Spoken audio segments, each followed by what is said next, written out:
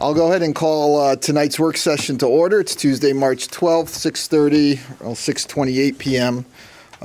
Tonight we'll be talking with Public Works, the Water Pollution Control, John Bossy, and the Technical Services, Chief Machini, and obviously our Police Chief will wrap up the day tonight, or that's what's on the agenda. So I'm going to, I guess I'll turn it over to the town manager, but I guess Public Works, I don't know if you're all coming up at the same time, or we're just going to handle each of you as... Yeah, I think we'll, if you don't mind, we'll just kind of divide it up. We'll start with 305 roadways, section 7-5.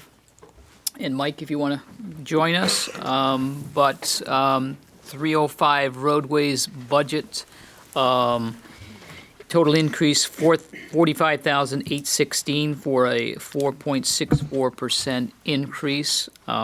Obviously, they have the top line 110 full-time salaries increases in terms of 3% general plus step increases per contract. So that's what's driving that.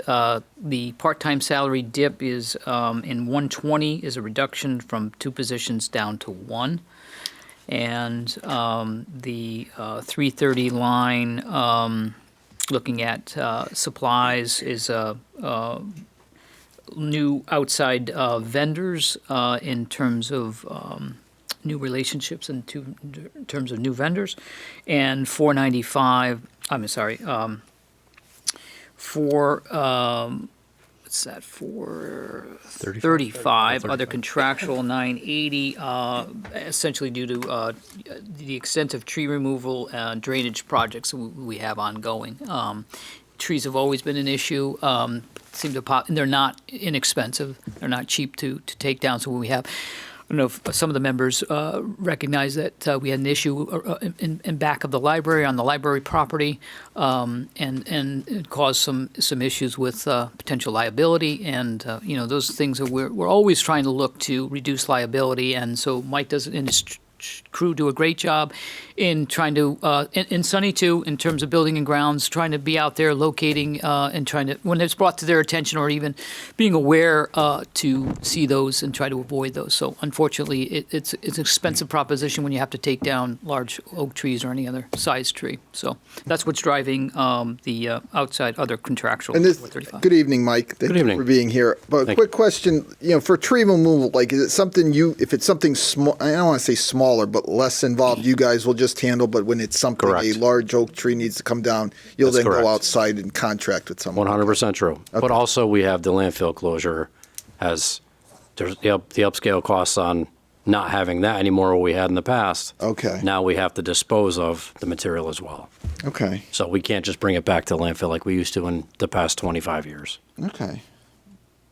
Thank you. I didn't know that. Mm-hmm. That's one of those things, indirect things you don't think about, closing the landfill, how it affects. It's impacted us tremendously. Yep. Okay. And it will for years to come. Yep. Where do you bring it now? Now, if we take it back, we try to grind it up and put it back in our bin for the wood chips get back to the residents. Yep. The bigger logs we have to bring off-site, and I try to have my tree contractor take that himself. Okay. And it usually goes to either the place on Route 6 in Farmington, or he brings it to Supreme. Yep. And that comes at a cost. That's the downside. Yep. All right, and just to talk about the operating supplies, the increase there, is it one specific item? It sounds like it may be several different areas are adding up to that. Is that? That is correct. Okay. And we've been trying to purchase a lot more stuff through Amazon. Really? Yeah. It seems to be a better deal than on the outside. Really? That's Correct. Yes. Yeah, we entered into a townwide, in conjunction with the Board of Ed, agreement with Amazon, like a Prime membership you get individually. The Board of Ed, of course, because of their education, gets a better deal than we get. We pay, I believe, our membership fee, if you will, I believe is $1,400 a year, and we're saving over $6,000 to $7,000 only halfway through the year. On top of that, so I mean, having all departments buy from it is a good thing. at least saving money, and from that standpoint. So the membership fee I didn't feel was egregious, because we're making 3, 4, 5 times that back in Yeah, savings. yeah. And the board of ed is like a even more. municipal program that is, or is it? It's a business versus Okay. like you and I would get an individual Yep, prime yep, membership. yep. It's a business membership. Okay. The board of ed, because again they're EDU, their fee I think is only $500 a year. Okay. So the savings that they're generating from Amazon purchases is even greater. So overall, it's worked out very well. Okay. All right. Any other comments or questions? Anything, Mike, you want to say? No. Anybody up here? Any questions? The only question I have is you Yes. requested $699 and town manager request was $674. What's the $25,000 difference? That's on the salaries. Yeah, I got it. So there's a vacant labor position Okay. that Mike wanted to initially fill completely. And going through the budget process, Mike, the town manager, we have too many Mikes now, by the way. No pun intended. We need a nickname. Yeah. Right? I call him my last name. We just call it Anyone my want last to be name. like T-Bone or something? That's a good Yeah. one. Yeah, there you go. So town manager said, let's fund it, but only half a year. So Okay. we'll effectively, if passed and budgeted, we'll effectively look for that vacant labor position to be filled January 1st of '25. Okay. Thank you. All right. Anyone else with any comments or questions? All right. Does anyone want to make a motion? Mr. Go ahead, Quinn. It's Okay. Mr. Chair, Yes, go ahead. motion to fund Department 305 in the amount of $1,033,452. Second. All right. A motion and a second. Any other comments or questions? Hearing none. All those in favor? Aye. All those opposed? Thank you very much. Thanks. Are you Wanna here go for on to the three- buildings and yeah. grounds While I'm as here? well? Yeah. Buildings and grounds? Nope. No, can we go to 320, Department 320, which is on page Oh, 7 I'm sorry. Yeah. 14? Okay. Page 14 in that section. Yes.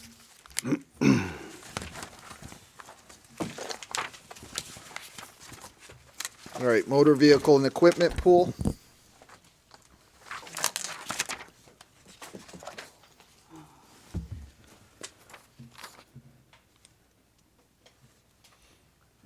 Yeah, really, it's really a lot of just, well, I'll let Mike speak to it, but repair and maintenance item there, and keeping the fleet going. Correct. I mean, a lot of our stuff is coming up on 20 years old. The most recent one we have is a 2016 at this point, or 2020 is our most recent. Okay. Before that's 2016 and down. And the up costs now at this point are becoming expensive. I have trucks that were only 7 years old and already losing paint. That's becoming a problem. Plus, the salt is not helping the situation on the fleet either. Frames are going to need upkeep, bodies need upkeep. The cost of getting parts nowadays is becoming expensive because nothing is usually readily available like it used to be. So that's becoming expensive. So it's just trying to keep up on what we have. And I'm trying to start turning the fleet over because the up costs are getting too expensive. Once you get past that 20-year mark, it gets really expensive. Yeah. And how difficult does it become just to find parts at that age? For some of our fleet, I can't get parts anymore at all. Okay. And that's becoming the problem. So stuff that's 10 years old, it's still okay. When you start getting over 10, 15 years, it starts becoming a problem. Okay. They don't stock it on the shelf like they used to. You can usually, 15 years ago, you can call up a dealer and you get a part right off the shelf. Nowadays, they have to order it. That's the problem. Okay. So we get whacked with the freight costs and everything Yeah. else on top of that. All right. Anybody with a comment or question? Mr. Chairman, Yes. is this the page that initially had the snowplows on it? Mike, or is the snowplows listed? Are they somewhere else? They're in the capital. for Oh, the- capital, okay. Yeah, yep, and again, but that's a great point. I mean, in term, I think it goes to Mike's conversation and this line item about, buying new and replace the old. you start freeing up the mechanic's time to focus on other things that might not get to or gets logged behind because they've done the best that they can to keep these on the road, but you get to a point where they're just not roadworthy anymore. Yep. So the two snow plows, one of them, it was half the cost, so is that just paying half of it now up front for next year, or Right, is for that the what the lead, plan the is? lead time. Okay, Right. The lead time is 16 to 18 months, okay, but that's on the capital side. yeah, okay, Yeah. all right. Can we get a list of his vehicle inventory? He has it. Yeah. Well, he may have it, but can the council have Oh, a yeah, copy of it? sure, we can send that out. Just to see how many older vehicles you have compared to newer ones. Absolutely. And what is in the capital improvement fund on vehicles right now? There's 2 this year. Yeah, two snow plows. 2 snowplows, that's it. Yep. 2 or 1.5? Because Well, it's not a full size like the other trucks. Right. It's smaller One's a version. CDL and one's a non. no, I mean, right? isn't one of them just half the year?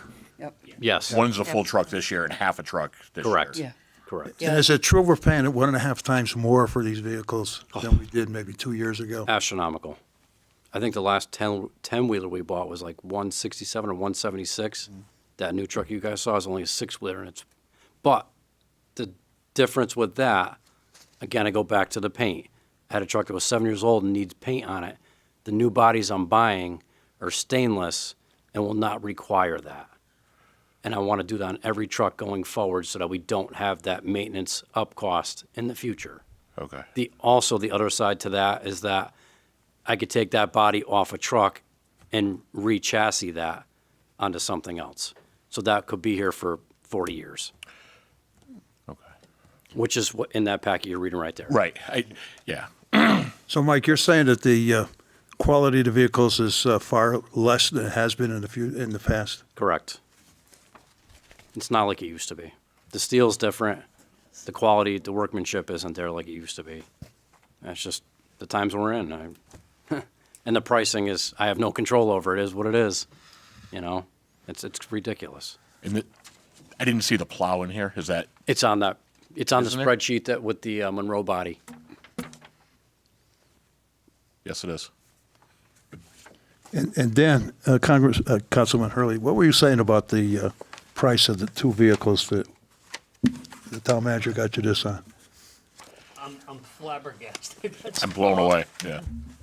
That's about all I can say is I'm flabbergasted. I mean, I've been in the Oh. trucking industry for 50 years, and It's crazy. we've bought a lot of trucks. So I've bought a lot of trucks over the years, and this pricing is, which is why I'm even thinking about it and raising the price, raising the interest in it. It's because It's to me insane. it just doesn't make sense. It's insane. I know. So that body's 165,000, That is- but it's We'll probably have it for 40 five trucks worth. Correct. Okay. That's the way I'm trying to do it now. Okay. I'm trying to plan for the future so we don't have these issues with the parts and the paint and all these other issues. Okay. So what happens with the sanders and bodies and stuff that we have now? Do they intermix with the new coming in or not? The plows will. The bodies, the sander bodies are different. Those you can't interchange. So you're Those will go with the trucks when they go. okay. It's not like in-body sanders where you can just take them out and put them in another truck. Yeah. They're live bodies all season. Okay. And that one will be the same way. And I'm going to order the smaller truck the same way. So we can. So we can have multi-purpose all season use out of it. Okay. And it can have an actual route like the rest of the trucks do. Okay. Whereas the truck we have now that I'm replacing it with does not have that capability. It doesn't do that.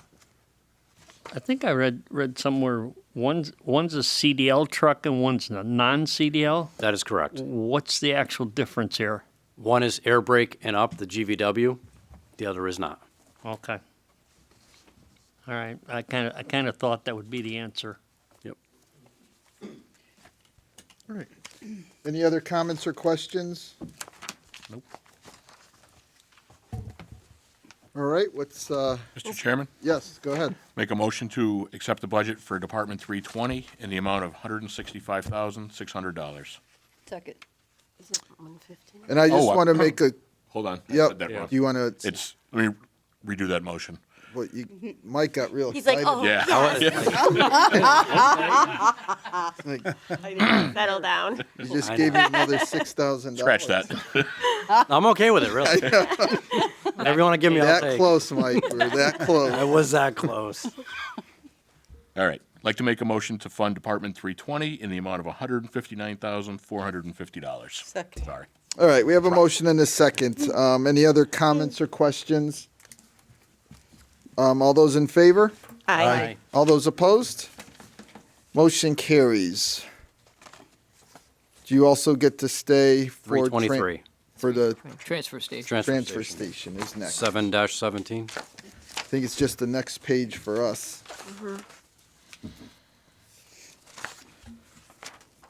All right. So how's the transfer station changing? Well, the landfill is no longer the way it used to be. Yeah. That's huge. Everything goes in cans now? Everything will be going in cans, which we still have now, but the other stuff we used to be able to bring in from the road bond, the tree work, we dig out like we did a bed for the food pantry, so they have a garden. All that stuff all has to be disposed of. That's going to change in the future. Okay. So please know that now. Yep. That cost is going to be Yep. expensive. So do you anticipate, like, is this going to be a similar type increase every year going forward? There will be an increase every year going forward. Okay. Depending upon disposal costs, just like we have Right, with it's CWPM. something out of our hands. Correct. It's out of my control. Yep. Just like we have with the tipping fees for Yes. the dumpsters Yep. and stuff, it'll increase. We cannot operate the landfill as we used to in previous years. All right. So that will impact us going forward. All right. Any comments or any questions from anyone? It seems pretty self-explanatory. Mr. Chairman, Yes. I'll make a motion that we fund Department 323 with $111,429. Second. All right. A motion and a second. Any last-minute questions or comments? All those in favor? Aye. All those opposed? Motion carries. Ladies Thank and gentlemen, you. thank you. I appreciate it. Thank you. Thank you very much. Thank you. Yep. you're welcome. I'm not leaving yet.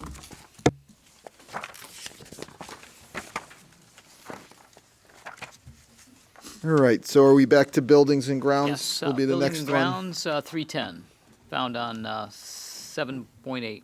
All right. Sonny? Make sure you hit the button there. Good evening. Thank you for being here. All right, so buildings and grounds. Building and grounds, 310, has an increase, overall increase of 31,976 for just under 3%, actually 2.62% increase overall, with the top line driving most of that, 24,000, with 3% and step increases. And part of the reason why it's not more is because you've had both Sonny and Chris come in at lower rates than individuals leaving the position. Okay. So, and then a $3,000 reduction in the auto repair and maintenance contract that helps lower that down. So overall, I think a pretty flat budget, slight increase, I should say. But I'll let Sonny speak to any of the questions you may have for that, for building and grounds. All right, anyone with a question or comment? Mr. Chair. Yes, go ahead. Question on the budget commentary under full-time salary. It mentions an open maintenance one carpenter position. That was filled. So that is included in the sum, okay. It And was it's just currently, filled. it was budgeted for this year, but it's open right now? No, it was just filled. Oh, just filled now? Yeah. Okay, since this went to Approximately press. 2 weeks ago. Oh, okay. And that doesn't change these numbers. Yeah, Yeah, it was yeah, because it it was was it was budgeted as vacant when we put this book Yeah. together for you, but it was just higher, like Sonny said a couple weeks ago. Okay. So. Oh, good, so it's filled. Okay, thank you. All set? And just the regular overtime, it seems to be going up 50%, just that line item. Is there I imagine there's a good answer why it's Of course that there is. high. Well, this line has historically always been underfunded, but the biggest issues with this, in comparison to prior years, is the fact that we have not had the Balloon Fest or, Yep. Pumpkin Fest, things like that. And I believe Sonny did make some changes with regards to personnel on the Balloon Fest, so you can speak more to Yeah, that. yeah. But these costs are costs. Okay. Yeah, the Balloon Fest was the biggest chunk of that. The whole department worked that. Okay.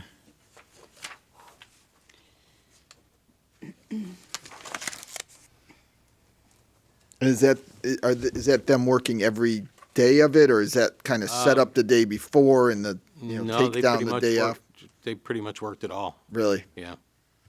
Okay.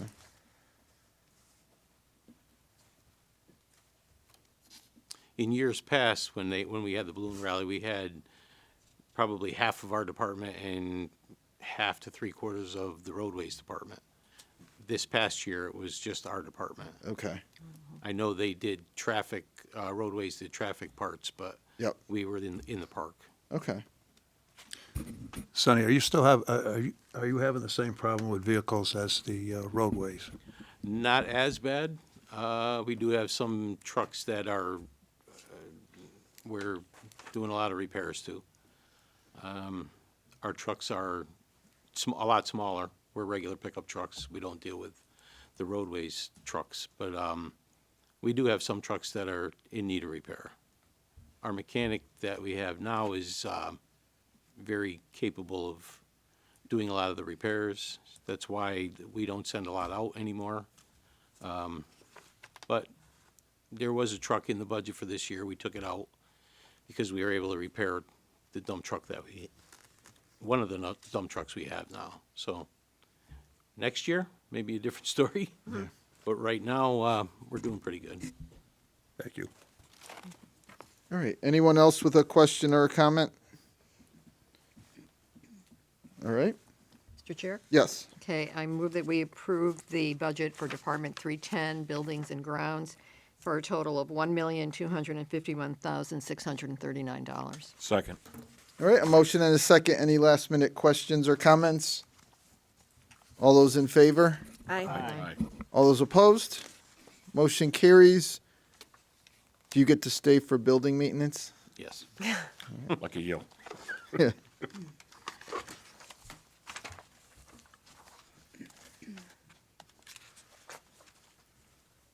All right. So there's a lot of red on this one. Yeah, overall decrease of Yeah. 3.8%, a $61,200 decrease. That was one of the pages I highlighted in the budget presentation in terms of utilities. That's where that helps us out. Yeah, as we mentioned last night a little bit, the gas, heating oil, natural gas, diesel, we locked in at very good rates. And as you can see at the gas pump, it's lower than it was a year ago. So, I mean, it just shows right here. Sonny's line item is the top line, the contractual line item with regards to the custodial Yep. contract, which I believe is up to minimum wage and possible minimum wage increases to a degree. Minimum wage and also 1.8% increase in the contract. Right, there, yeah, right.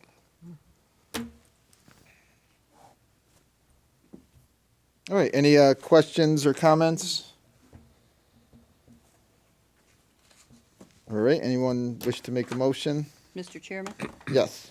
motion to fund Department 315 in the amount of $1,550,300. Second. All right. Motion and a second. All those in favor? Aye. All those opposed? Motion carries. Thank you very much. Thank you. Thanks, Sonny. Have a good night. Thank you. All right. And for this section, the last but not least, water pollution control. The best for last. Who doesn't like to talk about sewers? That's- Well, it has been.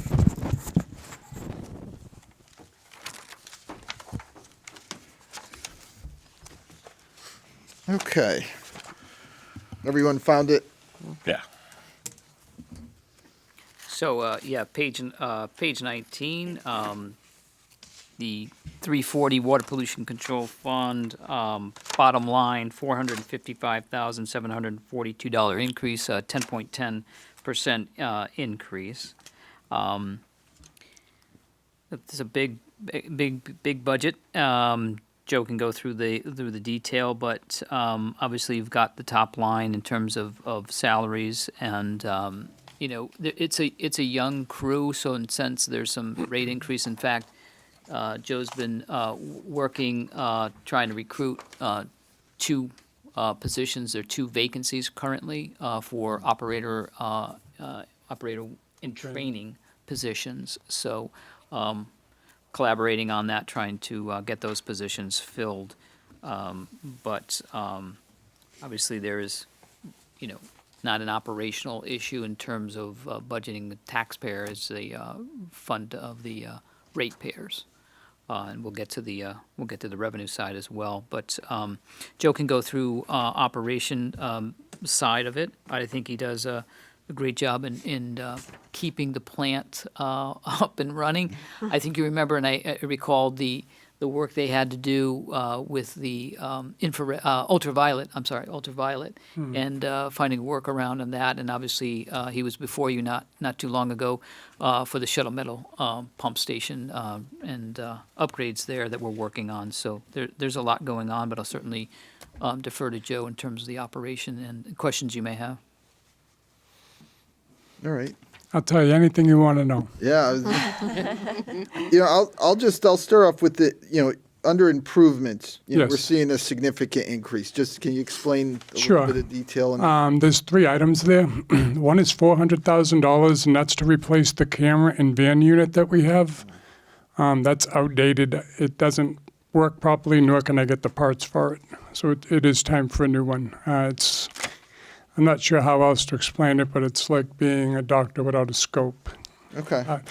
I think you get my drift. Yep. So I need to be able to see inside these pipes that are 75 plus years old, and sometimes 10, 12 feet deep. And it's the only way I can do that.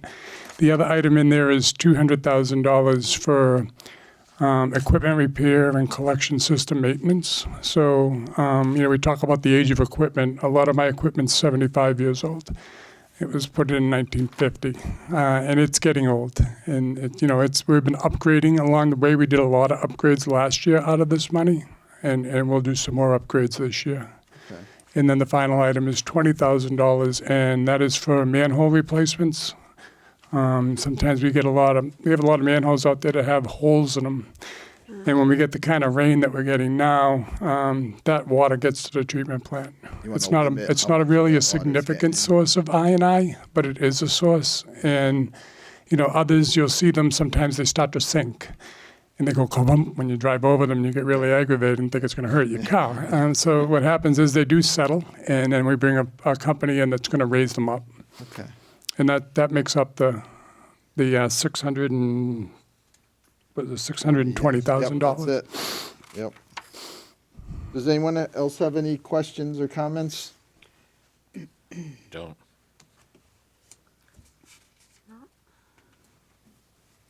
All right. Do we want to talk a little bit about the revenue side? I know that this department's a little different. Yeah, this one is solely self-sustaining, so there is no general fund contribution to this fund, so the revenue is totally sewer. So yes, you can talk to this. And do we have to take a formal vote on the revenue side? I can't. I should remember. I don't know. You should, just for the record and just for the minutes. Again, the revenues are estimates at this point in time. Obviously, the rates are set in, for November 1st, so we set them in October.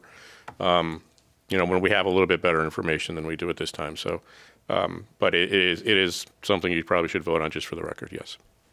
So are these revenue projections based on decisions we made last fall? Yeah, I mean, it's kind of, we're in the middle of that's, the timing is Like tough. 9 months worth of that decision, then we have. And then you got, right, and then we have the rest of the year that's ongoing, and we talk about it in October. Okay. Yeah. All right. Anyone else with anything? All right. So oh, go ahead. Do you want a question or do you No. want to make a motion? Go ahead. Mr. Chair, Yes. I would like to make a motion to fund Department 340 in the amount of $4,968,975. Second. All right, motion and a second. Anything else? All those in favor? Aye. All those opposed? And if we look at the revenue side, we just have to approve the estimated budget amount. Does everyone see that? Yeah. Anyone can make the motion. It doesn't have to be anyone specific. Okay, Mr. Chair? Yeah, go ahead. Okay. Okay, I move that we approve the revenue budget detail for Department 340 Water Pollution Control Facility for a total of $4,436,500. Second. All right, motion and a second.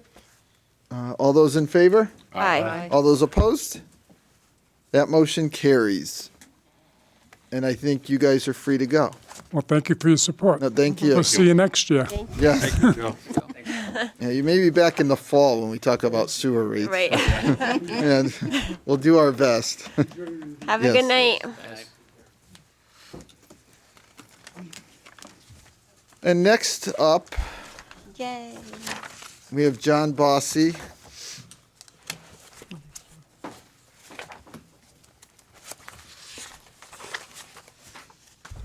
Good evening, John.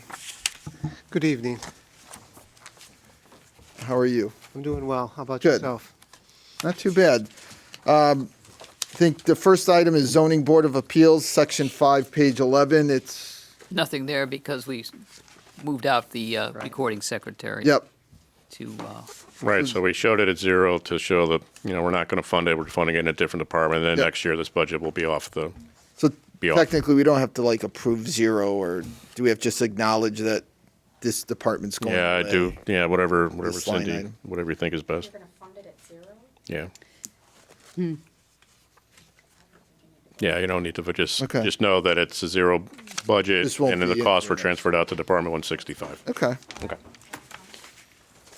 all right. And then if we'll jump to Section 7, page 20 for the Technical Services Administration.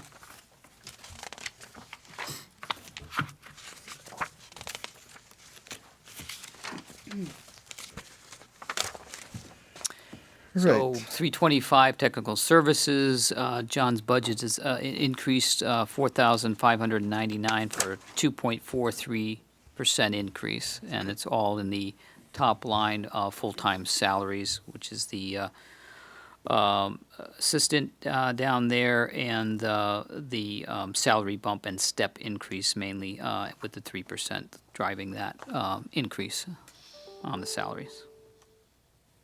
All right. Any questions or comments? Mr. Chairman? Yes. Motion to fund Department 325 in the amount of $194,200. Second. Motion and a second. Any last-minute comments or questions? All those in favor? Aye. Aye. All those opposed? Motion carried. And John, certainly if you have something to say, you can feel free to say something. It's okay. It's like, no, I'm good to just. All right. Engineering on page 23 of section 7.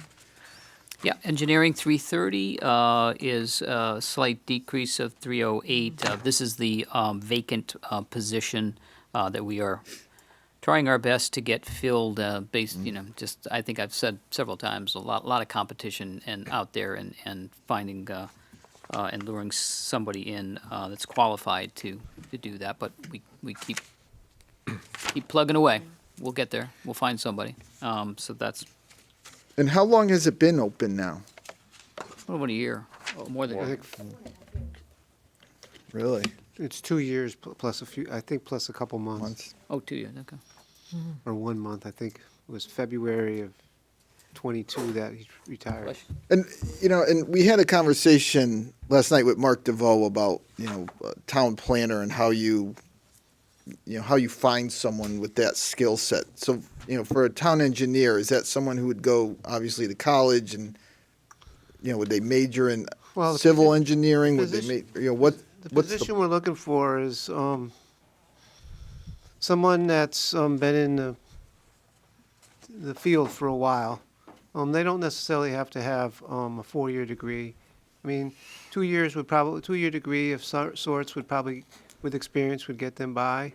They could probably get by if they had worked their way up through the ranks in maybe a larger community. I mean, surveyors don't necessarily, to be a licensed surveyor, you don't necessarily have to go to college. Yep. You have to have you do have to have some aptitude in math. Yeah. But, I mean, a lot of that is acquired through experience. and what kind of experience would they need, or in your, your, Well, I mean, there are Opinion. three major aspects of the position. One is having some knowledge in surveying. That would be, the person wouldn't necessarily have to have a license, but they would have to have the knowledge enough to be able to lay out a project or, do measurements of some sort for construction. The second aspect of the job was construction inspector. They'd have to have some background on the principles of construction, how to read specifications, how to manage a contractor in the field while they're doing the work. And the final aspect is they have to have some CAD experience. I mean, we do generate our own drawings Yep. and our own plans. I mean, and of all those, we're looking for somebody that has at least 2 of them. Yeah, yeah. And we could probably get away and try to coach the person on the Yep, third one. Yep. But unfortunately, the type of person we're looking for, everybody else is looking for. I keep track of all the towns that are looking for and agencies that are looking for the same kind of person. I mean, it seems like everybody is. Right now, West Hartford and Farmington are looking for the same person. They've had the same problem. Farmington went through a whole interview process and found nobody. And West Hartford went through one, and now they're currently on a second posting. So obviously, they're not finding what they want. So Plainville's issue isn't pay, it's just that No, I person. don't think it is pay. I think we're competitive. I think it's the fact, well, it might be pay in the big picture because consultants are looking for the same people too. Yeah. So, I mean, you have to understand that I read an article that they said if DOT hired every graduating civil engineer in the state of Connecticut, they would still be short by 200 individuals. So there's a lot of construction going on, but there's not a lot of people in the field. Okay. And if you had your choice between a municipal job or a state job, the state has sweetened the pot. I mean, a graduating engineer, they call them an engineer in training, or an intern, I think. They start at 70, and they're guaranteed 113 after 4 or 5 years. They're guaranteed. There's a process that they step up. Yep. So if you pass all your probationary and all your yearly evaluations, you'll move from a trainee to an engineer 2 in 5 years roughly. Okay. That's hard to compete with. Yeah, it's very difficult to compete with. Mr. Chair? Yes. Yeah, John, what strategies are you using now to get some of these things done? Is there any alternative to hiring a person? Well, right now, we have the former person. He works for me 3 days a week for basically 15 hours a week. Okay. Between that and the fact that I've taken on some responsibilities that customarily somebody of my experience and level of pay wouldn't necessarily do. I mean, for instance, I did the inspection on Honor Heights. That's way outside of what you wouldn't pay an individual the amount that you pay me to do that job. I mean, so we're making do. I mean, we're going to put out Whiting Street. I haven't really quite figured out how we're going to inspect it, but we'll figure out it. We did Town Line Road back a few years ago without just me in the department full-time. So we'll figure out a way to go, how to make it work. It's just, sometimes it extends projects. Instead of taking maybe 3 months to go from beginning to end, maybe 5 months. It's kind of like you gotta balance, juggle what's important today. So you've tapped into sort of the retiree pool. Okay. Well, I mean, it actually works out best for everybody. He's got the experience. Right, yeah, I know. He is willing to work, and we need somebody to be here sometime. And, you know, I think what the advantage is that I've got 34 years of experience, and he's got like 36 years of experience, and we work. If we didn't have that experience, we'd have more difficulty in regards to doing our job. I mean, we've seen pretty much everything. I mean, many of the complaints, many of the inquiries I've already either dealt with at some point in time, or I've dealt with somebody that has very similar problems. So I know what the feel is. So it's not like I have to relearn things. I know a lot of the things in records. I can find them a lot quicker than say somebody that didn't know. So I think that's how we've kind of muddled through the last 2 years. You know, but at some point, you want to have somebody on board. Well, at some point, I think you're going to need to consider replacing me. Now, I heard you're working until you're 80. Well, I don't know saw who that told in a you that, memo but you were somewhere. misinformed. Okay. All right, you were misinformed.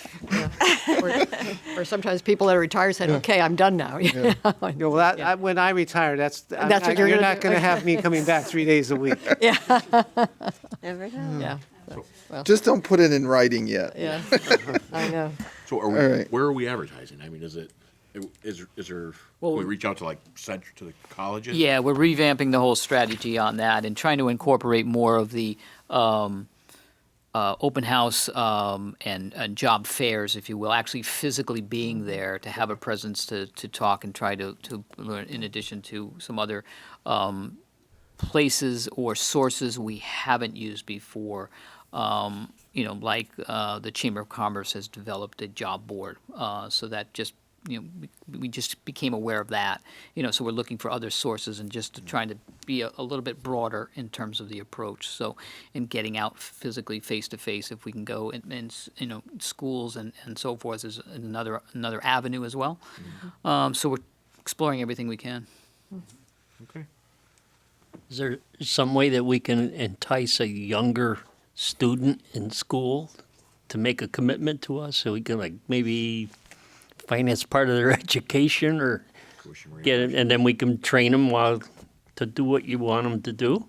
I mean, is that any kind of an incentive? That's a possibility, but I don't know how you can track somebody to stay. Just look at the police department. They pay money to send somebody to 8 months of training, and then the person decides that this ain't maybe the place they want to work. After 3-4 years, then you start from square one. I mean, they changed their strategy. Now they're trying to recruit people that are already certified, along with everybody else. So you're stealing from everybody.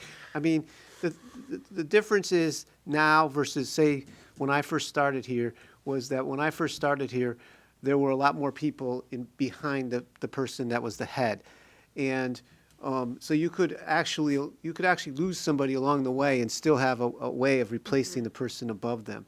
Now we just don't have that. I mean, most of our departments are one-person departments, so you have no local backup. And experience, I think experience matters. I mean, in government, knowing the players and knowing the circumstances is important. If you don't know that, you make decisions sometimes that are not well received. Yeah. And back then, you weren't in competition with corporate world as much. No, because at that point in time, the government had a reputation of being a great employer, and whether we kind of slid down the totem pole a little bit or not, I don't know, but it's the perception is that we're just like everybody else. Yeah. We don't have that edge. All right. Any other questions or comments? Anyone care to make a motion? Mr. Chairman, Yes. make a motion to adopt, for Department 330, the amount of $84,000. Second. All right. Motion and a second. All those in favor? Aye. All those opposed? Motion carries. And page 26, we have the building inspection.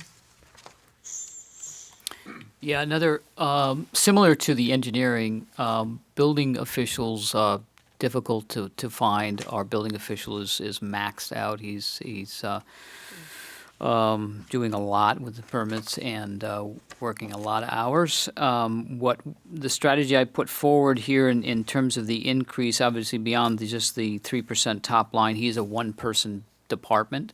But again, trying to think differently and look at ways in which we can meet the need, trying to collaborate with other communities like Bristol and Wolcott, because they're in the same position. Almost every town looking for building officials and/or sharing services. So I'm trying to. I've requested $35,360 for a program to try and do that, in which we could cost share, take the lead, have a person in house for at least 2 days a week, and then they would share with the other towns. And it's a long shot, but I'm hoping if funded, we could take a shot at it, and hopefully there will be a graduating class coming out of ABOs and or BOs, of building officials, and I'm just looking to get an assistant to supplement our building official here, and trying to collaborate with other towns to make it work. So on a cost-sharing basis. So again, long term, it's something we got to. I don't want us to be caught, and not that this person is looking to retire, but I don't want to burn them out Yep. either, And so ideally, I you're see his looking. truck here every Friday. I mean, you're looking to add like a person, but share it between Right. 2 or 3 communities. We Correct. get it 2 days. Yeah. The person 2 days, maybe someone else gets it 1 day, and Yeah, right. that's the thought. That's Okay. the thought. That's the process, right? Which is why it's contractual versus part-time employee or Yeah. full-time salary. And I imagine filling that spot is It'll be just as hard. as difficult as some of As the others difficult, we talked maybe about. maybe more difficult than the engineer, but Yeah. definitely the same, almost the same degree. Hard to say, but it's going to be difficult. Yeah, for sure. All right. Any other comments or questions? Mr. Chair, Yes. motion to fund Department 360 in the amount of $156,800. Second. Motion and a second. All those in favor? Aye. All those opposed? Motion carries. Thank you. Thank you. Thanks, John. Have a good night.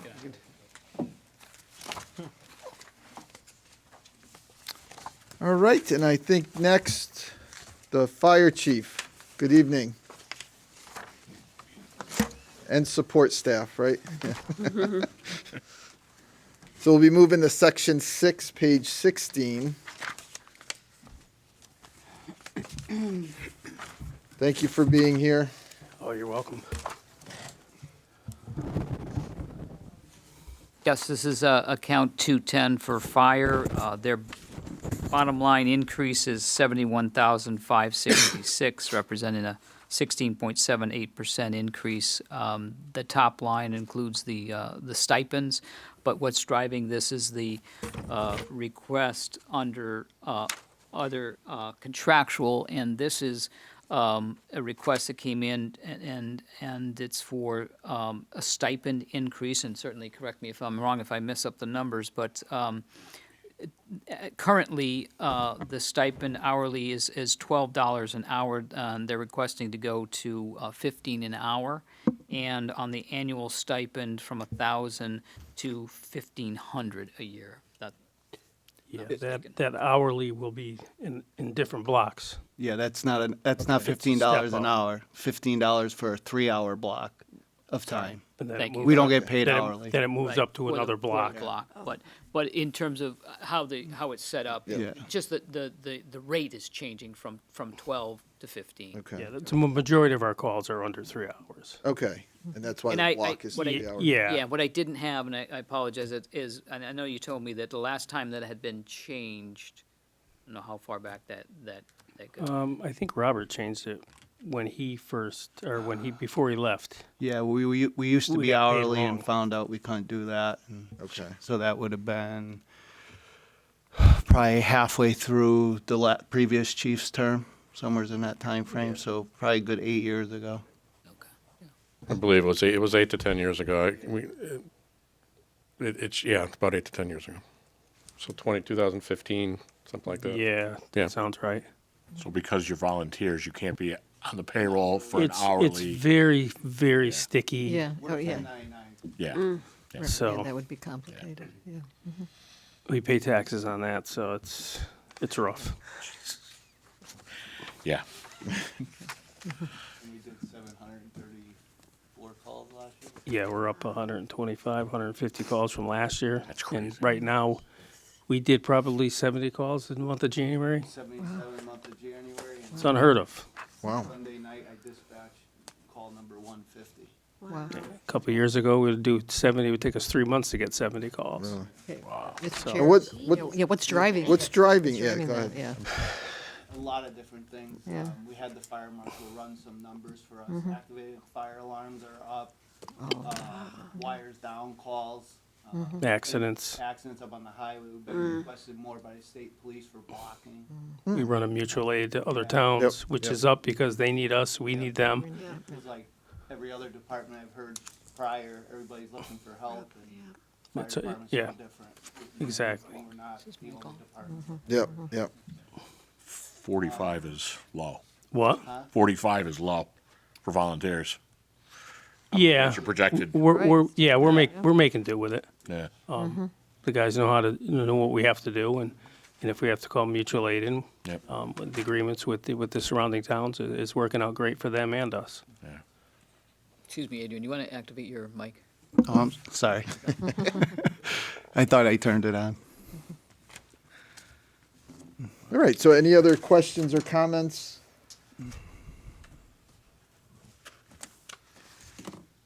No? I mean, just again, in the stipend changed, are you hoping that increases participation or? Yes, definitely. And retention. Yeah, we've got guys with some low numbers, and we're trying to perk those numbers up, get them to come to more calls. Okay, The more calls they make, and the more they do, the more they'll get their yearly stipend.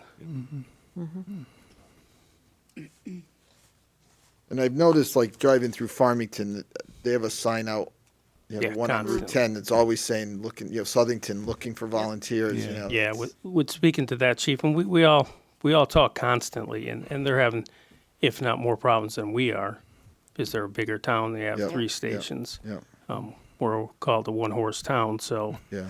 and we're getting people, and they'll sit there and go through the interview and go, nah, this isn't for me. Oh, really? It's a lot of work. Well, the commitment is It is. probably more than what. Far more than it's people ever been. realize. Yeah, Yeah. with the training and the Yeah, commitment and to then that. the, that you the have to make. constant training on Monday nights, every other Monday usually. Yep. It's a lot of work. It's a young man's game. If you do it before you're married, and that's a lot easier. Yeah. So we've had a couple guys come in there married with 2. One of them has married with 2 kids, and he made the commitment. He's a great asset to us. Mr. Chairman? Yes. I have a question. Yeah. So, Tommy, can you tell me, do the probationary firefighters make the same amount as the firefighters that have been around? No, what would they? When the probationary firefighters don't get paid until they become a regular member. Okay. So the 41 or so are regular members that get paid. We have maybe 7, 8 Probationary. probationary guys going through their training, waiting to be voted on to become a company member. And how long does that last for, the probation? It depends on them. They have to go through and get their Fire 1, which is probably 6 months of schooling. So how about somebody that was a regular firefighter for you guys and then moved out of town for a few years and then came back and he's probationary again? He will go right to the top of the sub list, Okay, provided his training isn't too outdated. okay, And He's there for 90 days. yeah, he has to be there for 90 days, has to pull the right percentage of practices and fires, and then he'll be voted on as a regular member. He jumps over anybody that's ahead of, okay, and that's the courtesy of being a past member. okay. Good, thank you. Yep. Do you think you lose out at all because the probationaries don't get any stipend, get anything, or? I don't think so. I think it's more of a culture shock. You know? Yeah. Yeah. You guys do this, and what we get all the time is, you guys do this for pretty much free. Yeah, we've been around, you know. Almost 40 years. Yeah. Yeah. And it's the love of the job. Right. And you can sit there and in an interview and you can just sit back and say, yeah, they're going to make it, they're not going to make it. But we give them the benefit of the doubt. We'll send them to school. Sometimes school doesn't work out for them. They have to come minimum of a Fire 1. Yep. Then we try to get them to do Fire 2. And any other classes they would like to take, EMT, EMR, is a big help. Are these all things that a probationary person would have to pay for? No, the town totally picks up everything for them, classes, their gear, everything that they need from being safe to going to school. The town picks it up and pays for it. Minitors, the town pays for that. So it's really no out of money out of their pockets at all. Maybe a little bit when they go to school up at the academy, behind the airport. But no, there's no really money commitment to them. It's just a grueling time So in it's what the state more, asks. More personal commitment. Yeah. It's not a financial commitment. No. That's good. Anyone else with a question or a comment? Since you're here, I noticed under capital that engine 3 replacement was requested and removed, and is that just now's not the right time? Well, This we're- might be a question for the town manager more than you guys. What is, Yeah, it's, or is there a plan for engine 3? Yeah, there is. Okay. There is. It's time for that to go away. It's a 1999, served us well. It's still pretty good, but it's costing me a lot of money to keep it on the road. That, and then the next one is a 2001. So we're looking at different avenues to go. I know if you buy a fire truck right now, the ladder that we bought 2-3 years ago went for 1.2. Yep. Now it's going 2.5. Oh my God. The engine went for 750. That's going for $1 million. Okay. With a 4-year, You won't Delivery receive it date. 4 years from if you place the order today. no matter 4 who, years. no matter who builds it. Okay. So we're looking to refurb what we have Yep. at probably half the cost. I mean, even if we ordered, like you said, order one tomorrow, we're still going to have to keep it Exactly. going for 4 years. It sounds like. Yeah. If we refurb, it could cut the cost in half with an 8-month delivery. Okay. So with a refurb, it's off the road for 8 months? Yep, it'll be sent out. It'll be. That doesn't, you guys are okay? Oh yeah, we have Yeah. 2 extra. We're comfortable with losing it, and we've lost it we lost one of the bumpers for 4 months, getting parts and pieces for it. Wow. Yeah, we don't have a problem there. And what's the life expectancy? 20 years. Okay. It was 20 years. Yeah. And we were told, and Adrian knows that, You'd be lucky to get 15 with all Yeah. the computers, Yep. to be and honest with you. they come out and tell you that. That's one of the great things about Engine 3. If we refurb it, it does not have as many electronics as the Pretty much old school. Engine 2 that we bought in 2020. What's the oldest piece of equipment we have? The 99. The 99. Yeah, engine 3, engine 4. Yeah. The rescue's a 2013, and the ladder in the newest engine is a 2020, Okay. which has served us well. All the same manufacturer. That's why we're looking to go to them again to refurb what we have. And I don't have the list in front of me, but are we using ARPA funds? At one time, didn't we have ARPA funds? I think we assigned? lost that. yeah. Okay. Went to the boiler.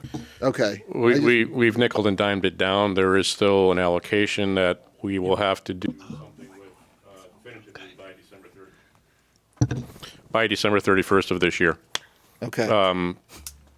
Per the requirements, we have to have all the money physically, I mean, we set the 19 or 20 projects, as placeholders. And then over the years, since we've done that, we've done most of those projects, or at least started them. Yep. This one we haven't. We've nickel and dimed to do other things. Okay.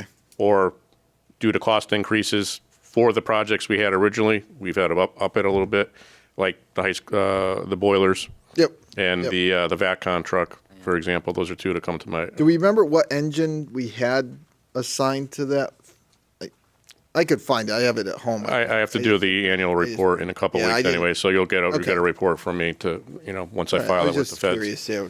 Yeah, But there's still, I believe, a couple 100,000 sitting there, but we have to decide what to do with that within the next 8-9 months. I think originally we had $750,000 For the engine, funding yeah. for Right. an engine, oh, which we took some of that money and gave it to the police department. Yeah. and the airport. And I thought some of it was earmarked for radios, am I right? Radios had their own. We were gonna get a grant We for were it. earmarked for 500,000 for radios. Yeah. Please do not touch that. We definitely need. Yeah. We're working on a radio system that has parts and pieces from 1989. Wow. So if it decides to belly up tomorrow, we've got big problems. Yeah. So we're trying to work on that. We're trying to get that going. Yep. At least slowly bring it up to where it should be. And do I lose sleep over it? Absolutely. Yeah.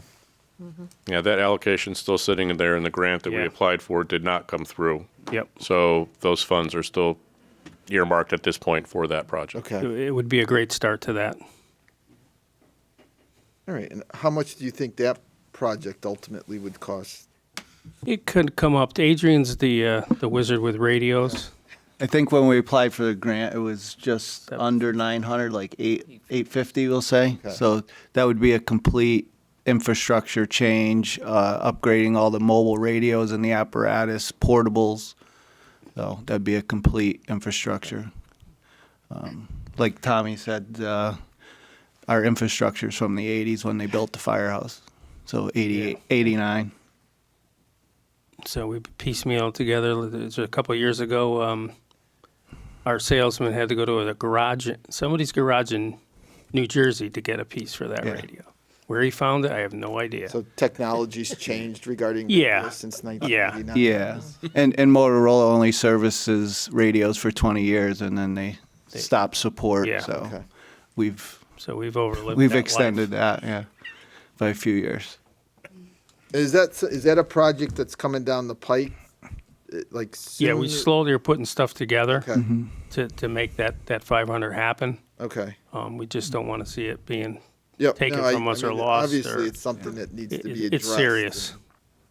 Yeah. You don't wait till there's a problem. Yeah, to and fix it. no matter where you look at it, Motorola and radios are expensive. Yep. All right. All right. So any other questions or comments?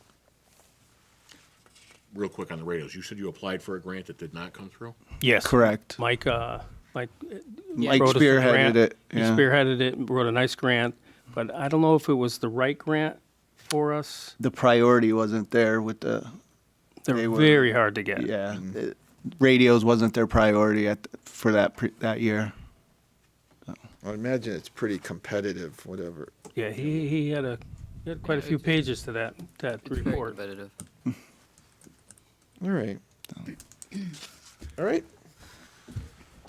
Mr. Chair, Yes. motion to fund Department 210 in the amount of $497,975. Second. We have a motion and a second. Any other questions or comments? Hearing none. All those in favor? Aye. All those opposed? Motion carries. I think that's it. Thank you. Thank you. Thank you, gentlemen. Yep. Have a good We'll be talking to you. All right, police. All right, so I believe the police chief, is he hiding in back of the TV? There he is. Good evening. Grants are all over the place. I know. All right, so we'll be starting on section 6, page 7. Thank you for being here with us tonight. Thank you for inviting me.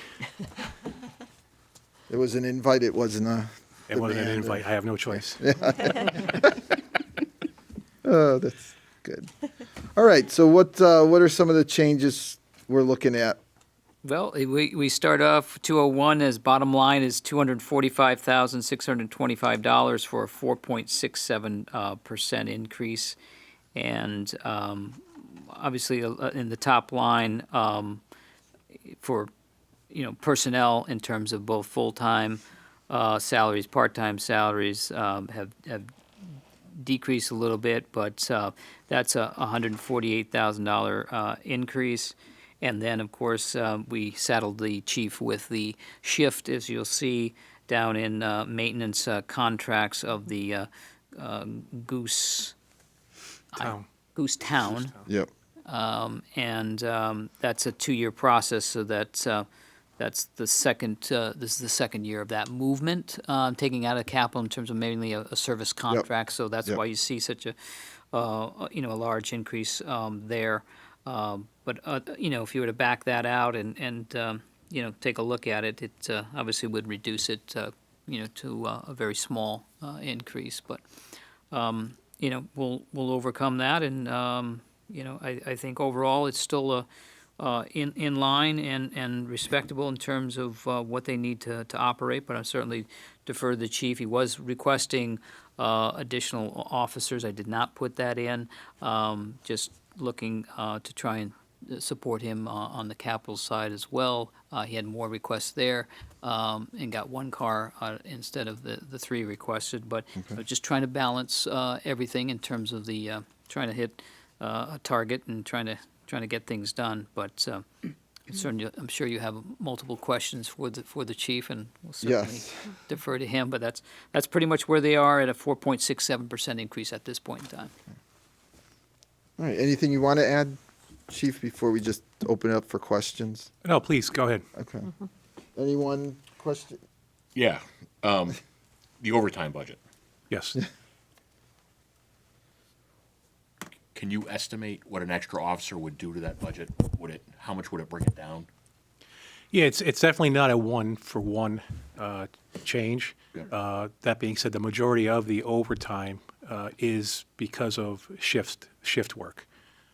You can't get rid of all overtime, obviously, but we can certainly try to mitigate it by having an extra officer on board. I couldn't, an educated guess would be, they would probably reduce it by, maybe 40 or 50. So not the full salary, but you definitely having that extra person would assist. Okay. But it's really difficult to say because it really depends on, is everybody healthy? Are people out on injury leave or other types of leave, which causes a lot of the overtime. Plus, there's training.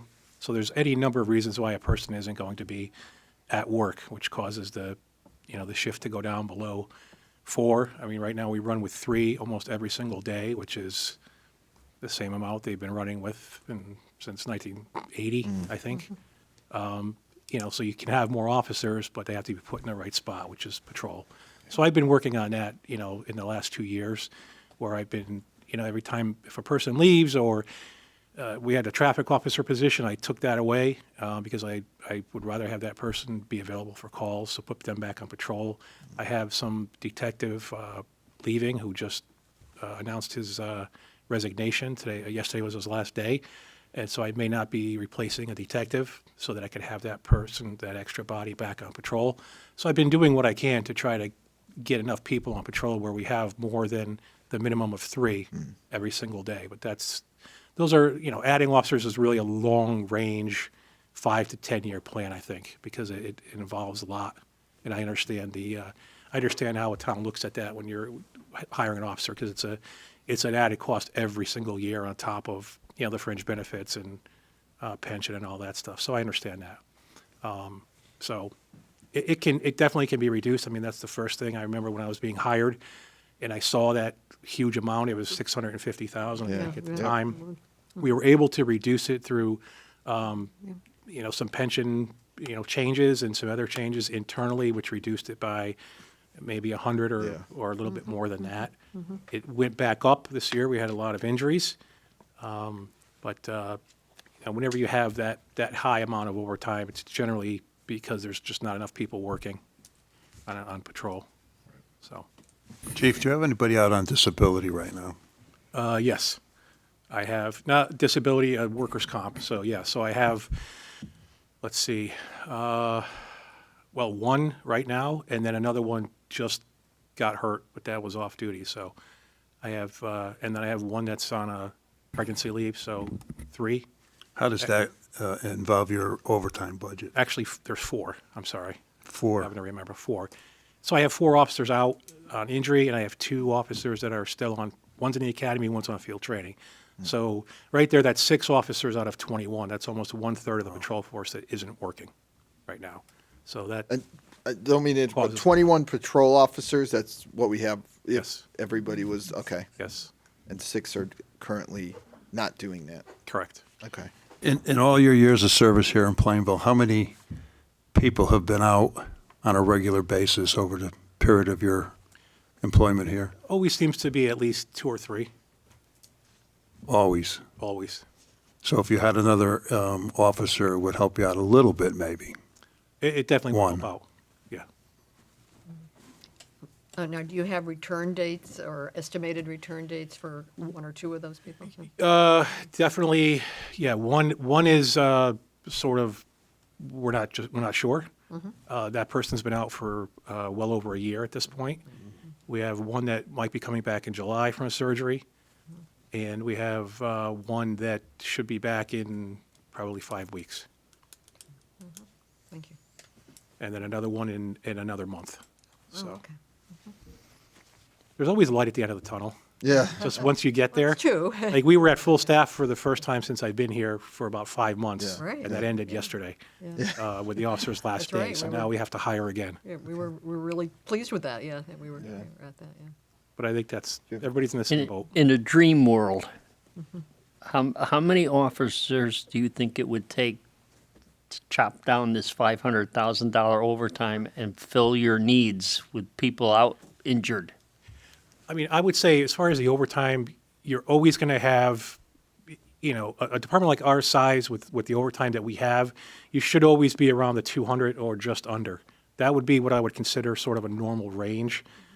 Being above 200, then there's issues. And if that's over that 200 for a long period of time, then that's just a recurring issue. I mean, I would say if I had 3 more, and that's being very conservative, because that just doesn't allow for getting rid of the overtime, but it allows for more than the minimum to be on shift, and that's important. So when you show up for work, you know you can go out there and do your job without having to worry about not being backed up.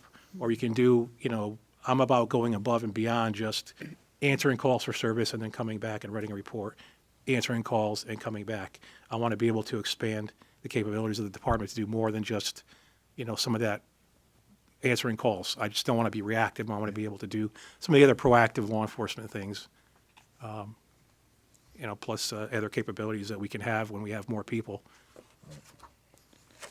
What are some of the challenges you're facing right now outside of, people out on workman's comp, but what, going on in town? Connecticut Commons, I hear that you guys are up there every day, At least once a day. Really?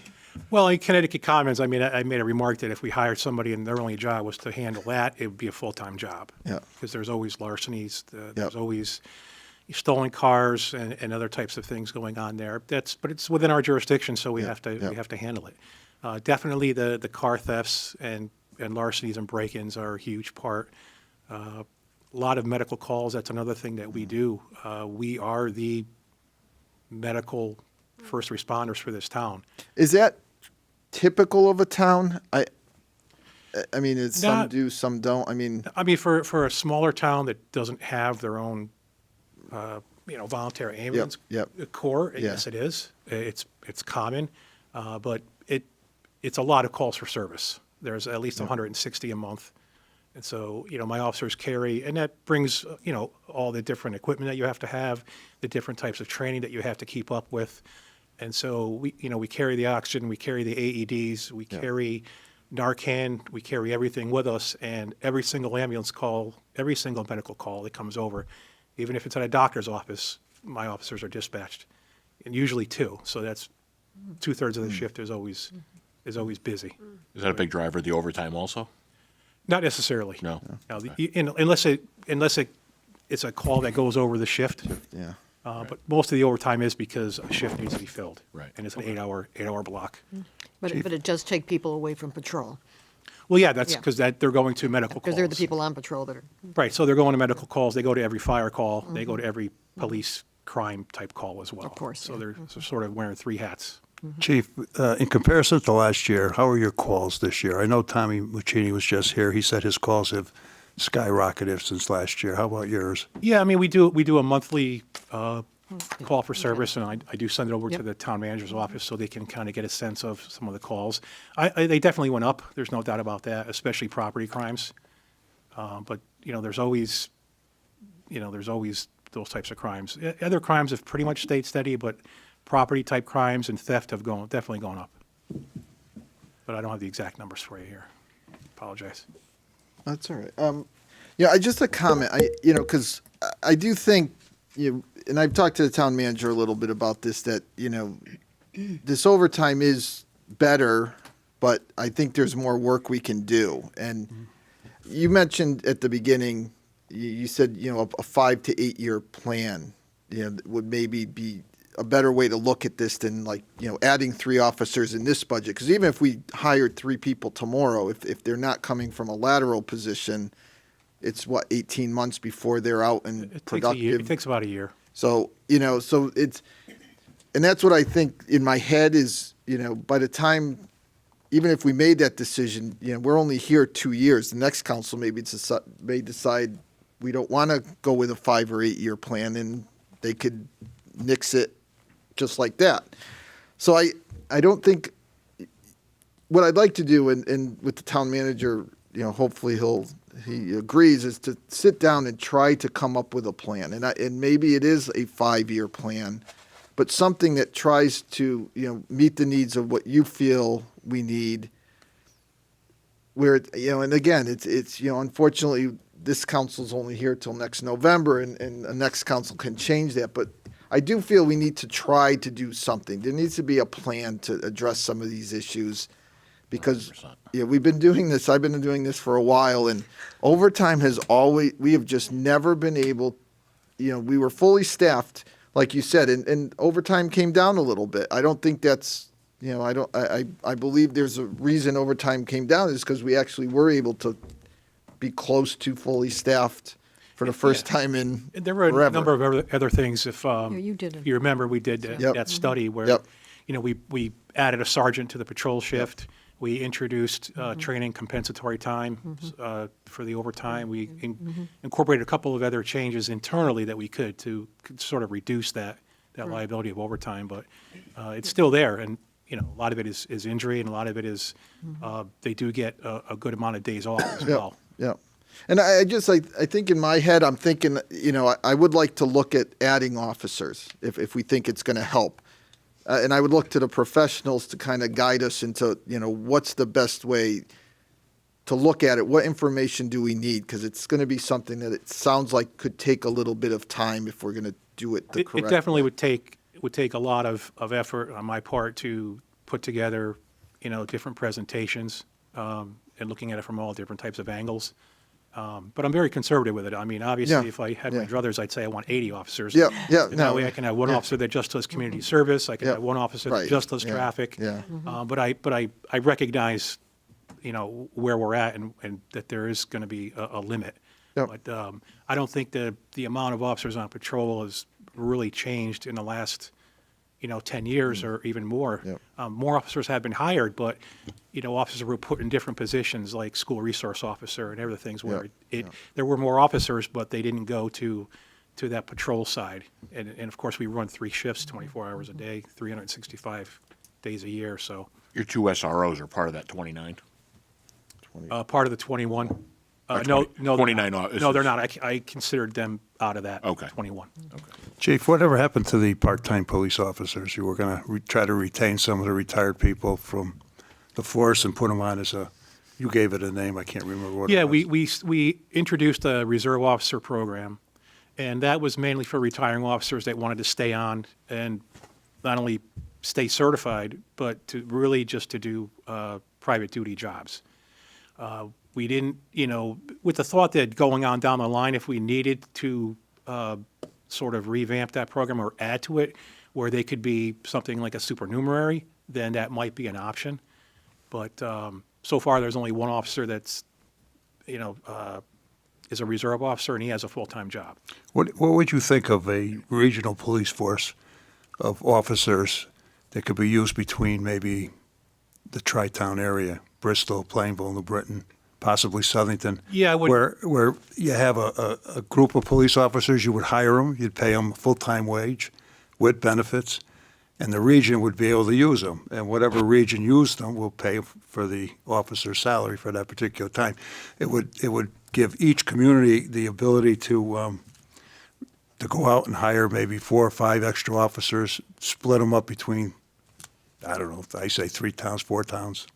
Just a suggestion. Yeah, I don't know how that would work on paper, because you'd have some different. The reason people go to different departments are varied. It could be because one has a pension, one doesn't.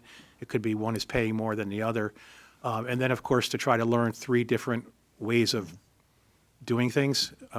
You can't have 3 different masters, unfortunately. So Well, you it'd be tough. You have 4 officers that are out right now. Let's say you had 2, Southington had 2, and another community had 1, 5 officers between all of you.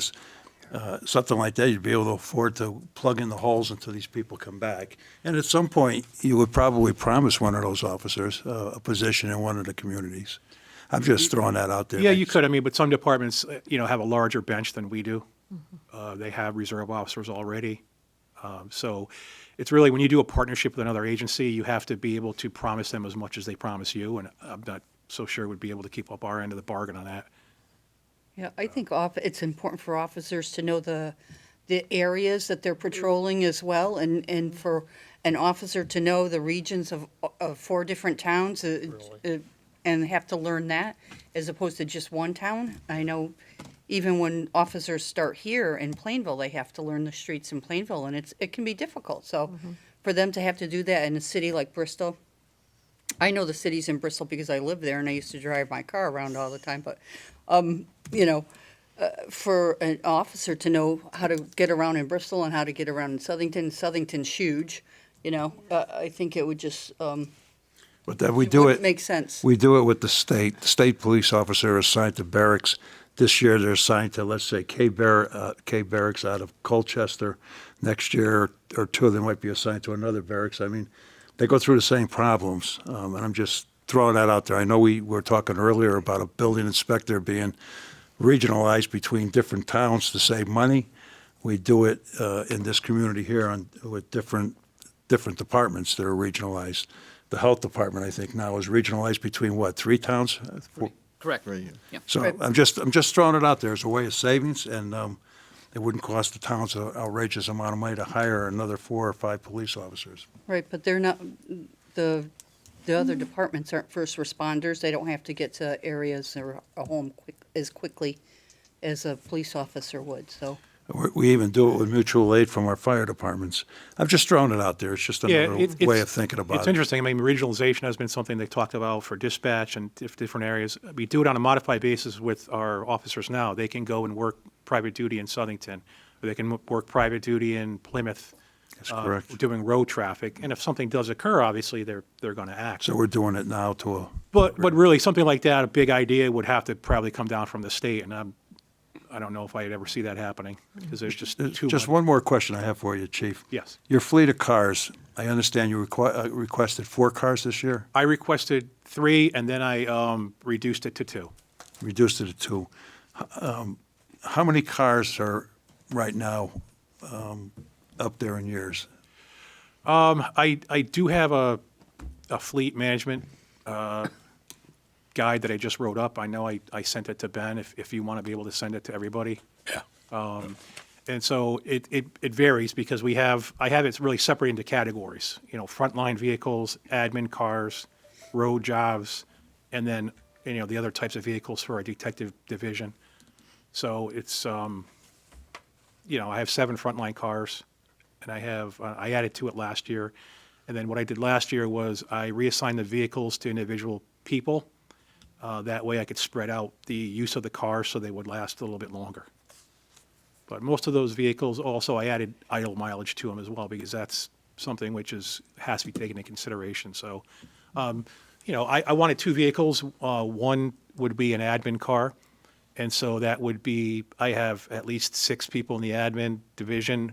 One of those vehicles has 165,000 miles on it. And so that vehicle would be trickled out, and I was going to give that to the fire marshal's office. The second vehicle I wanted was a patrol car to replace a K-9 vehicle, which has 100,000 miles on it or more. Once I did that, that vehicle would be then sent to the road job fleet, so they would continue to make us money, because every time a vehicle's out there, it makes $24 an hour. And plus, it would be a backup K-9 car in case one of the other K-9 vehicles broke down, because cars break down. And these vehicles are specialized because they have a cage in the back for the dog, air conditioning, automatic door opening for the dog. And then I have another vehicle, which is a spare K-9 car now, which is an old Crown Vic. I would also give that away. And then I have another vehicle, which I'd like to get rid of, which is in need of a transmission, which is a detective car. So we keep the cars. I mean, it looks like we have a lot, but you can't trade them in anymore. They're not worth anything. So we keep the cars until they get either too expensive to have, or they just completely blow up, and then we figure out what to do with them. And I don't think any of the thing has been done in a while, so I figured this was the year where I could, if I took in at least 2 more, I can get rid of 3 and give them to other agencies here. But I'm asking for 2. I was given 1. And, I'm hoping maybe if I'm not given that extra vehicle, maybe there's money at the end of this particular budget cycle that we can somehow put towards that. Right now is the time to order. My dealer has already called me and is looking to place an order for the vehicle. So there is a lease program, but I don't think it's worth it for just 1 or 2 cars, because the way Ford does their leasing is it's really just they add 7% to it, and you have to pay it over 3 years. So instead of coming up with all the money first, you just got to pay it over time, which I'd rather just buy the car outright. And they just get more expensive every year, unfortunately. All right. Anyone else with any questions? Mr. Chairman, Yes. I'd like to expand upon that idea you were talking about of hiring 3 people or investigating into expanding 3 new people. I think that, that might be advantageous to us. It's going to take time to make it work, but it'll bring down the total amount of overtime that we're spending. And I'd like to see that worked out, or at least discussed, and bounce it around a little bit and see if it lands square. Mr. Chair? Yes. Yeah, no, I would agree with that, too, and I think, Chief, you indicated that you would look favorably on it, too. I do remember all the work that you did on those different strategies to reduce overtime, and along with the full staffing, they've made a difference, a significant difference. When you look back in 2019 or 2020, we $685,000, and last year it was $483,000. So I said, along with the full staffing, of course, a lot of those strategies worked. And I remember the extensive data and that you did at that time. And I think doing another study that was approached in the same careful way would be worthwhile. Yeah. What are we talking per patrolman at this point? Salary? Salary with benefits? To defer to Rob, could Rob, probably would you pull know? that up.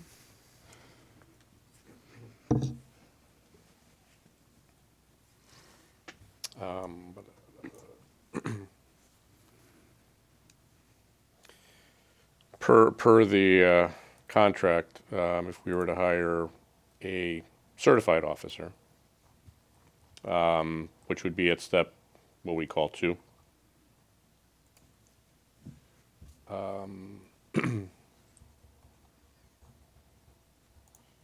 We'd start off at just under 80,000, and within 2 years they'd be at 94,000. Then you add in all the benefits costs on top of that. And let me ask you something. We're paying the officers that are out workman's comp, correct? For 6 months, 67%. So that would still be reflected on our budget. At 67%. 67% Right. times But we 4 budget- per officer. Right, but I mean, we budget their full salaries. We don't budget for workers' comp. So the reason in some years overtime has gone over budget, we're still able to cover the departmental bottom line is because we're not paying the officers 100% of their salary when they're out on workers' comp. So we may spend more than the budget for the one individual line item of overtime, but we come in under budget for the full-time line item, and the difference covers each other up. So, you could overspend one line, underspend the other line. As long as by charter the departmental bottom line is positive, we don't have to cover it. So there are savings in certain line items that make up for the differences or the overages, if you will, in overtime. So if we hired 2 new officers to replace 4 that are out on disability or workman's comp or whatever, adding $160,000 to the budget, would there be going by your theory and formula, would there be a minus of the 4 officers that are out? No. And then the savings on overtime, I mean, if you put this puzzle all together, what would the savings be? I mean, for what you're saying, Chief, for all the time you've been serving here in Plainville, you've always had people out on workman's comp, disability, injuries, whatever the case may be, bringing people in for overtime. I'm just wondering if the formula works, if we hire 2 more officers, would we save anything on overtime? Can that be figured out? I mean, just numerically, you can't assume somebody's going to be out on workers' comp. You have to budget their full salary.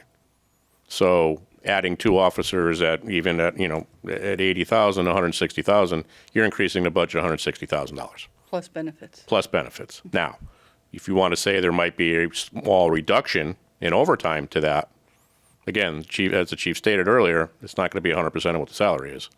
So overall, you're going to increase the budget, period. Now, you may get a benefit. I shouldn't say benefit. You don't want anybody to get hurt. But you might have a financial savings if somebody is out on workers' comp. But you can't forecast that because somebody could be on workers' comp for a week or a year and a half. You don't know. There's other things that have to be calculated in. Right. 1, people go on vacation during that time that 4 people are out. 2, people get sick. Might be a week they're out sick, but it's another person out.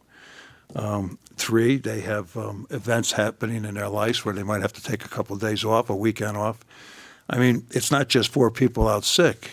The void is much greater than that because now you're adding another 4 people. Let's say, how many people go out on vacation at one time?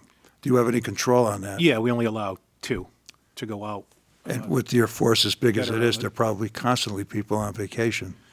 Yeah, I mean, when you look at the bottom line of how many officers you have in a department, I mean, it varies from department to department. You look at the types of crime, how much crime, you look at a whole number of factors, not the least of which is, are there people out? What is the vacation schedule? How many days off do they normally get? And I have all these numbers, so I am definitely looking forward to doing a more thorough presentation and doing a historical look back as well to see where we were in the past and where we are now and where we might be in the future. Because it's not just about covering, the 2 people that may or may not always be out. Right. It's looking long-term. Mm-hmm. Because you know what, knock on wood, hopefully one day everybody's healthy and I have everybody at work and nobody wants to take a day off. I don't know if that's ever going to happen. But I definitely know where I think we should be. And I'm not saying it should happen. I knew it wouldn't happen the first year or 2 that I'm here. It never works out that way. But I definitely had a plan when I got hired that during my tenure, I would definitely like to look at the numbers and bring it up to where I think it should be. But the bottom line is that if you had an increase in people, like if you had, like we're talking, 2 or 3 additional officers, you have pieces to move and have some maneuverability to what you're scheduling and covering. Yeah, and it would, of course, reduce the overtime. It just wouldn't reduce it, like I said, at a 1-to-1 ratio. And plus, the other part I look at is, the overtime is all well and great, and that's when people want to work it. But 60, 70% of the time, people are forced to work. And unfortunately, the way they do it here is they forced a person on the previous shift to work a 16-hour shift. And so if nobody wants to work it, they are forced to work 16 hours. So it's not as much forced overtime as, say, maybe some other industries. It's definitely more than I'm used to, where I came from. And so when people are getting forced, even once every 2 weeks to work a 16-hour shift, it doesn't bode well for their mindset. Yeah. And most of the people that I talk into coming over to our agency from another agency are leaving their agency because of the forced overtime, amongst a bunch of other things. And so I don't want to be able to make any promises to them that I can't keep, like, oh, don't worry, you'll never be ordered in if you come here. I would never say that, of course. Yeah. But Is there a way to change the forced overtime policy? And I know calling somebody in is tougher. It is. If you split the shift, it's. No, they do that. They try to do a number of different things to make sure it's not forced. And that either you work for me today, I'll work for you tomorrow, or they have to burn a certain day, or they do split it up when they can. But unfortunately, if there's nobody to work and nobody wants to work it, somebody has to be there to cover that 3-man shift. Right. So. Yeah, I was just thinking burnout. That's the fastest way to burn somebody out. Yeah, I mean, they could. The way they have it now is because of how the union agrees to do it. Yeah. And I definitely think a different way might do it, but it's up to the union to decide if they want to start ordering people in on their days off. And so for them, it's a balance between how sacred is my day off? Do I want to be ordered in my day off? Or do we just stay with it the way it is? And I think they've made their choice. So. All right, so I think we chewed on that for a while, but I think the bottom line, with the consensus here, I think, certainly something more in depth. I think, with what Councilman Underwood said, trying to quantitatively put some numbers behind this, or, just get more information. I think it's not as simple as just us, yes, let's hire 3 more police officers and life is good. I think we all are on the same page that let's take a deep dive and come up with a 5-year or 8-year plan. And Yep. really, I definitely didn't think it was going to be brought up tonight. I really just wanted another car, to be honest. Yeah, well, I appreciate you talking about Delving it. into the. no, and that's, town manager will yell at me tomorrow for bringing it up. I'm but sure. That's No, at our it's a good agenda discussion. meeting, but that's all right. Wouldn't be the first time No, I we, got yelled at. the point's well taken, and certainly I'll lend the chief whatever help and analysis I can give to the process. But it's worth the exercise. It's worth a deep dive and to take a look at, efficiencies and how it all will come to play. Right? And so tackling overtime, but tackling, the needs of the department in terms of balance and trying to strike a balance. So, yeah. Happy to help out and work with them on that. All right. The only other thing I have Yeah, go is ahead. I know there was a program that came down from the state, the Fresh Start program. Is that what it's called? The Clean slate? Clean Slate. Maybe? That's what it was. Are you able to cover that? Is that adding to a lot of the administrative clerical work? It adds to my records manager. She's in charge of the Clean Slate program. Yep. And so, what I had to do because of it, I had to actually get a separate phone line and pay for that to get done because the state would have to call the new phone line in records as a dual authentication. So when she answers it, she gets a code, she goes into the state program, and that's where she can download and have access to the criminal records of people that the state has deemed can be wiped out. Right. And then she has to go and pull all the cases and the cards, cut them up, send them back, and do that. So It's a lot more work. right now it is because they're kind of behind the 8 ball, so they're really going back in time. And I think once departments are caught up, it's a daily duty that has to be checked, but it's not something that has to take an hour a day. But it does take time. Besides the phone line, you didn't have to get any other equipment? No, No. just a phone line. Yep. Okay.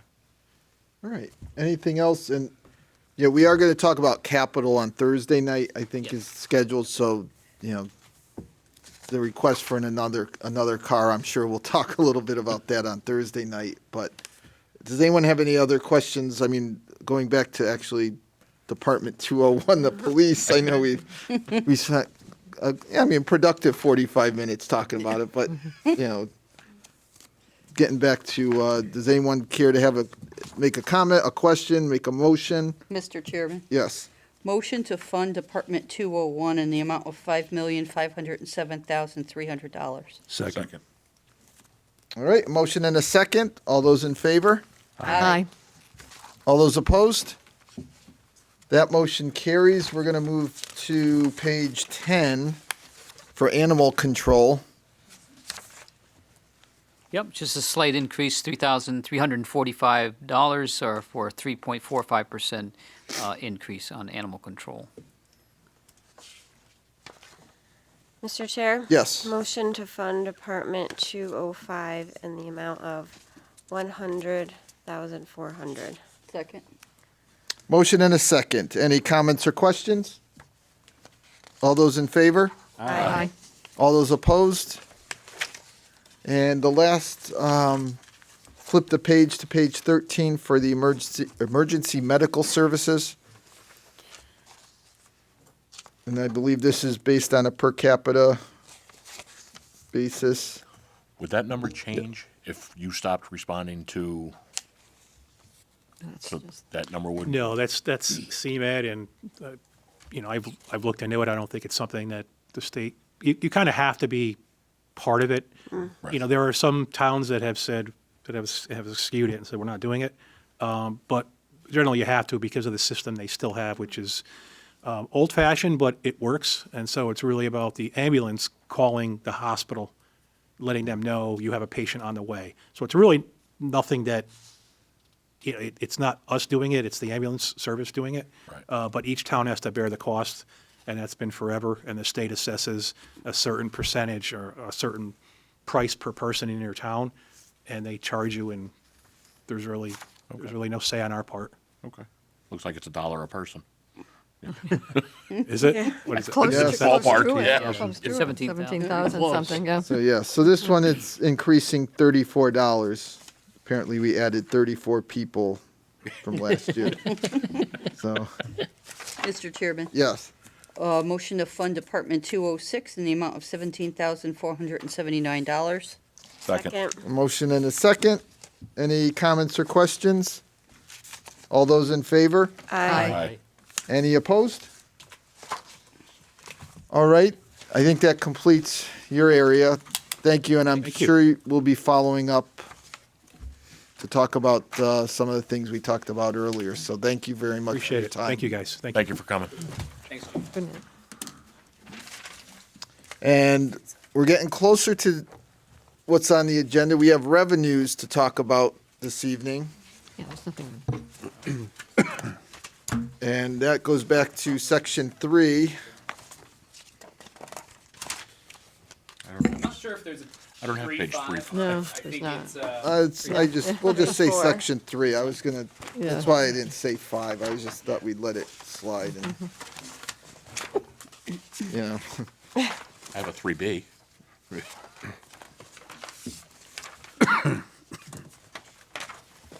So I don't know how we want to, is there any, we went through it, is there any significant changes? Yeah, I mean, The document, the revenues are just estimates at this point in time, like I said, and the budget is voted, the expenditure budget, not the revenue budget, is voted on by the citizens of the town. This is something that we, try to balance the expenditure budget with, and we try to obviously maximize outside revenues, outside of taxes, if you will.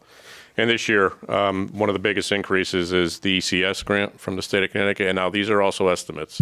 I mean, this is the second year of a 2-year budget from the state. However, it still has to be finalized and approved.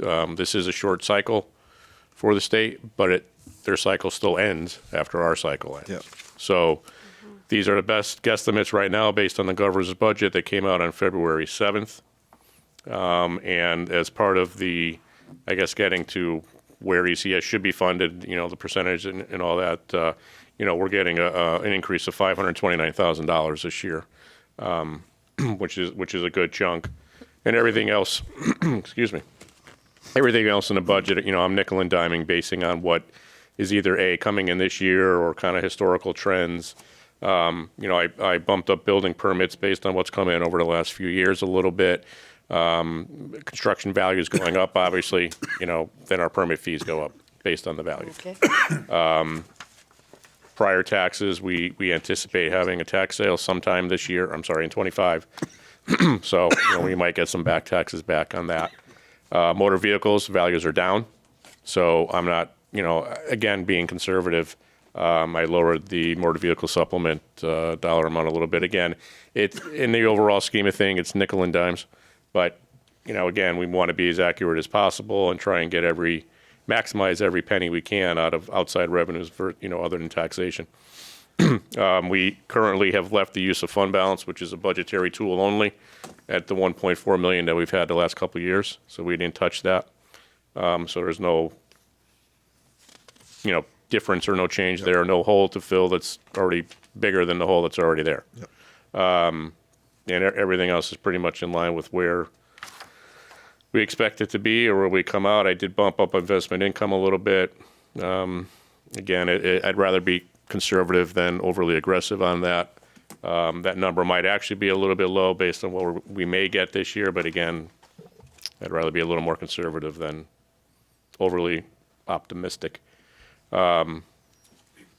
Police fees are bumped up a little bit. That's the special duty that we were talking about.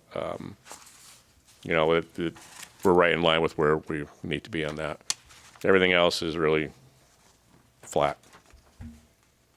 But again, these are estimates at this point in time. Yep. And this will be the last piece of the puzzle that we need to put into place subsequent to the expenditure budgets being approved. And really, we can wait until we have to set the mill rate. If there's any significant changes to the revenue, that's where we can make that. Right, that's why I said this is the last piece of the puzzle. Right now, again, it's just something for your, to look at. That, we'll revisit at the end of your deliberations before it goes out to the public for vote. And even after the vote, then we need to balance what is voted on. So this will be the piece that balances it off. All right. Any comments, questions on any of the revenues? Question Yes. that just came to mind. For a number of years, we were doing those audits at businesses for personal property.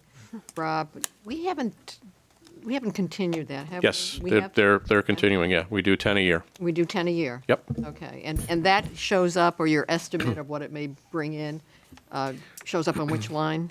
It's in the taxes line. In the taxes? Yeah. Okay. We don't have a separate line item per se for what it's brought in because, it's a combination of back taxes, current taxes, based on what. Right. You're auditing the personal property. Correct, Yeah, right. going on site and auditing it, yeah. Yeah. And we do 10 a year and, it's working out very well through the assessor's office and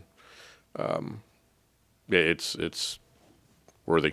Right. I know we used to get reports on that, too. Maybe that might be something that we can do. I can have the assessor pull, what's come in and but again, it's a random selection of 10 companies per year. Sort of lottery, We used to show it separately, but we used to show it separately in here, but it's just not. Yes, okay, it was shown separately. Yeah, it's not really a line item. That's why I kind of took it out. It's not, I can get the reports to substantiate what has come in, but I don't want to break it out separately. It just doesn't make.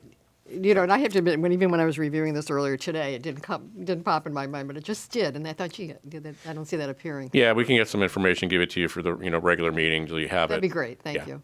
Mm-hmm. All right. Any other comments or questions regarding revenues? I just want, before we entertain a motion to adjourn, I just want to talk about next week. I don't know what everyone's thoughts are, but I was thinking to finalize the budget using Wednesday, which is actually March 20th, as the day to finalize the budget and not meet on Tuesday. If anyone has an issue with that. Why not Tuesday? Because Well, it is the day, it is the referendum day. Some departments are going to be working on that. I just thought it would be easier for some of the town departments, and I don't want to single out Cindy, but it would be easier, I imagine, to finish it up Wednesday than Tuesday. I agree. But we don't have to decide tonight. I just wanted to throw that thought out there. We could talk about it obviously tomorrow night or Thursday night. But I just wanted. You could finalize it this week too. We could finalize it. That's true too. I think you've done that in past years, so I just throwing that out there. It's up to you guys. That's true. We could do it Thursday, right? We could. We could. All right. So think about that. Okay. Otherwise, is there any other information before we adjourn from town manager? Anybody? Everybody's good? Yep. All right. Motion to adjourn. So moved. Second. Motion and a second. All those in favor? Aye. All right. We will see everyone back here in 22 hours.